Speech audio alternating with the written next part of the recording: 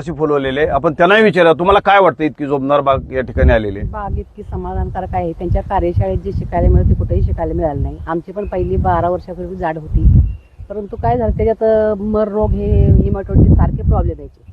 त्यांच्या कार्यशाळेमुळे एवढं म्हणजे मार्गदर्शन मिळालं की आम्हाला जास्त काय करावं लागणार. 10 दिवसानंतर एक साधे फवारण्या केल्या पाहिजे. म्हणजे बुरशीनाशक कीटकनाशक म्हणजे ह्याच्यासाठीच केल्या. बाकी काही कळीसाठी ह्याच्यासाठी आम्ही विशेष प्रयत्न काहीच नाही. प्रयत्न केले नाही. कळी सोडण्या कळी येण्यासाठी की कृत्रिम औषध कुठलं वापरलं नाही आम्ही. नैसर्गिक कळी आणलेली आहे. आणि अशी कळी आम्ही आता पूर्वीची आमच्या बागेत होती ना, आम्हाला त्याला कळीसाठी औषध ती कन्सल्टंट द्यायचा कळीसाठी. पुन्हा ती माशी यायला वेगळंच औषध द्यायचा.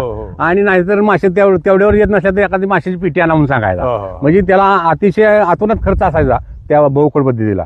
त्याला वैतागून आम्ही बागच काढून टाकली.